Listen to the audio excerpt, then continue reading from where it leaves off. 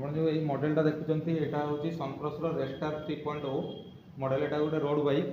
ଏଥିରେ ଆପଣଙ୍କର 700x25cର ମ୍ୟାକ୍ସିସ୍ର ଡିଟୋନେଟେଡ଼ ଟାୟାର ଲାଗିଛି।